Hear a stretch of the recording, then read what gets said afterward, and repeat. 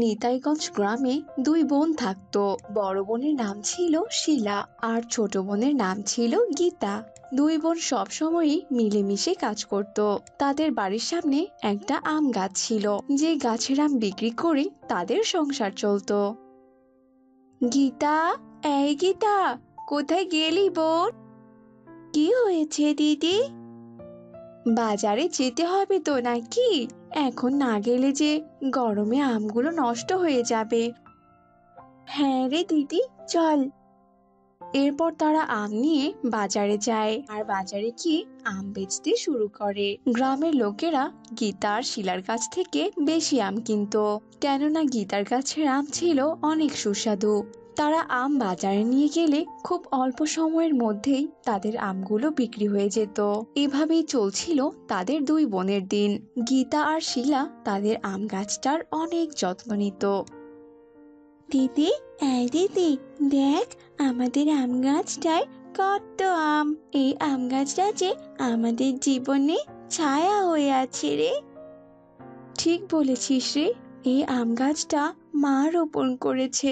আজ হয়তো মা আমাদের সাথে নেই, কিন্তু মায়ের আশীর্বাদ স্বরূপ এই গাছটা আমাদের সাথে আছে। হয়েছে, এখন আর এখানে দাঁড়িয়ে থাকতে হবে না, চল তো ঘরে চল। এরপর তারা ঘরে চলে যায়।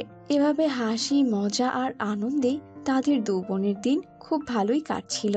কিন্তু হঠাৎই একদিন তারা দুজন যখন বাইরে আসে, তারা আম গাছ দেখে ভীষণ অবাক হয়ে যায়, কেননা তাদের আম গাছটা সেখানে ছিলই না। কে যেন তাদের আম গাছটা কেটে ফেলেছিল। দিদি, হ্যাঁ দিদি, এটা কি হয়ে গেল রে দিদি? আমাদের আম গাছটা কোথায় চলে গেল? আর আমাদের আম গাছটা কে কাটলো বলতো? সত্যি তো, কে করলো এমনটা? তুই কাঁদিস না তো। দিদি, দিদি রে, এবার আমাদের সংসার কিভাবে চলবে রে? এবার তো আমাদের না খেয়ে থাকতে হবে দিদি। এসব বলে তারা যখন কাঁদছিল, তখন দূরে দাঁড়িয়ে অনিল নামের এক লোক হাসছিল। খুব ভালো হয়েছে, এবার বাজারে আমি একাই আম বিক্রি করব। তোদের জন্য এতদিন আমার অনেক লোকসান হয়েছে, সকলেই শুধু তোদের কাছ থেকেই আম নিত। আমার দোকানে তো কেউই আসতো না, আর তাই তো আমি তোদের আম গাছটা কেটে ফেলেছি। এবার তোরা আম কোথায় পাবি? সকলেই তো আমার দোকান থেকেই আম কিনবে। এই বলে অনিল সেখান থেকে চলে যায়।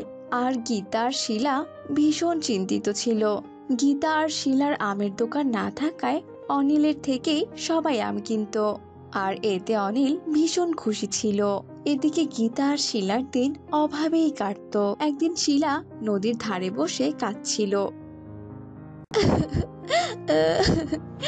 এখন আমি কি করব? ছোট্ট বোনটাকে যে ঠিক মতো খেতেই দিতে পারছি না আমি। মা মারা যাওয়ার পর থেকে আমি ওকে কখনো কষ্ট দিইনি, আর সেই বোন কিনা আজ এত কষ্ট পাচ্ছে। আমি যে কি করে আমি সংসার চালাবো ঈশ্বর? হে ঈশ্বর, তুমি আমার পথ দেখাও ঈশ্বর, আর যদি পথ না দেখাও আমাকে তুমি তুলে নাও। এসব বলে যখন শিলা কাঁদছিল, তখন হঠাৎই নদী থেকে একটা জলপরী উঠে আসে। আর জলপরীকে দেখে তো শিলা ভীষণ ভয় পেয়ে যায়। আমাকে দেখে ভয় পেও না, তুমি বলো কি হয়েছে তোমার? কেন এত কাঁদছো তুমি বলো তো? তোমার কি কোনো বিপদ হয়েছে? এরপর শিলা জলপরীকে সবটা খুলে বলে। সব শুনে জলপরী শিলাকে একটা আম দেয়। শোনো, এই আম হাতে নিয়ে তুমি যদি মন্ত্র পড়ো, তবে তুমি নিজে একটা আম গাছে পরিণত হবে, আর পুরো গাছ ভর্তি আমে ভরা থাকবে। গাছ হওয়ার পর তুমি আবারও মন্ত্র পড়বে, তাহলে তুমি আবারও মানুষ হতে পারবে। তবে তুমি আমায় বলো জলপরি, আমায় কি মন্ত্র পড়তে হবে? লুৎফট পারি আম গাছে পরিণত হই তাড়াতাড়ি। এই মন্ত্র পড়লেই তুমি সাথে সাথে আম গাছে পরিণত হবে, আর তোমার বোন সেই গাছ থেকে আম পেড়ে নেবে। আম নেওয়া শেষ হলে তুমি আবারও এই মন্ত্র পড়বে, লুকিং টুকিং ফরে মানুষ রূপ ধরে। এই মন্ত্র বলার সাথে সাথে তুমি মানুষ রূপ ফিরে পাবে। এই বলে জলপরি পানিতে ডুব দেয়। আর শিলা খুশি হয়ে আম নিয়ে বাড়িতে চলে যায় আর গীতাকে সব কথা খুলে বলে।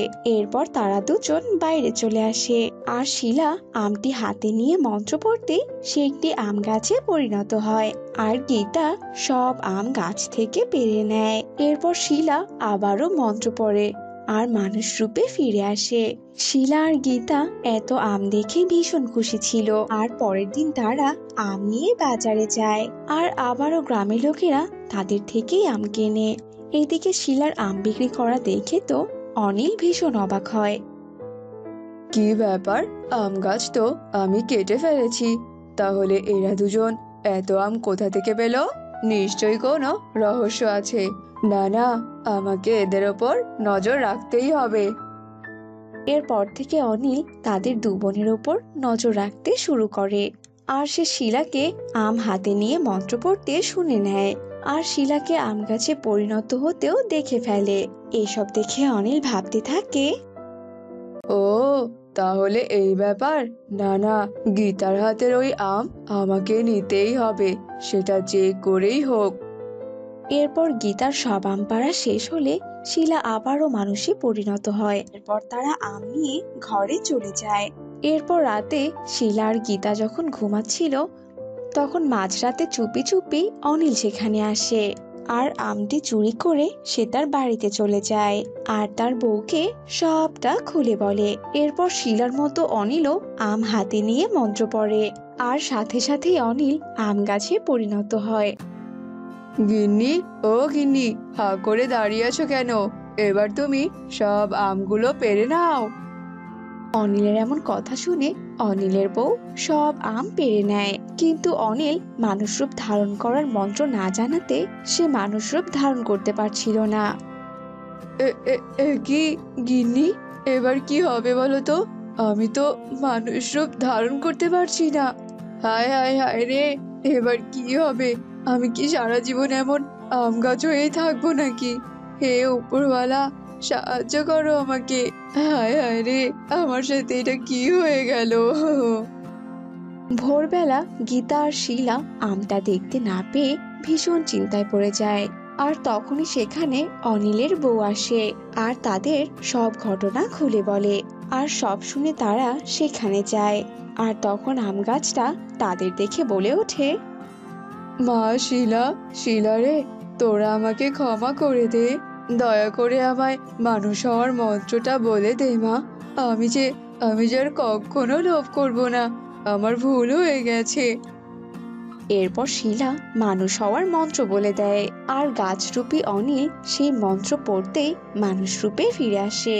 এরপর অনিল তার হাতে থাকা আমটা শিলাকে দিয়ে দেয় আর শিলার থেকে ক্ষমা চায়। এরপর শিলা আর গীতা আমটা হাতে নিয়ে খুশি মনে বাড়িতে ফিরে যায়। এরপর থেকে দু বোন আম বিক্রি করে সুখে শান্তিতে তাদের দিন কাটাতে থাকে আর নিজেদের অভাবও দূর করতে থাকে।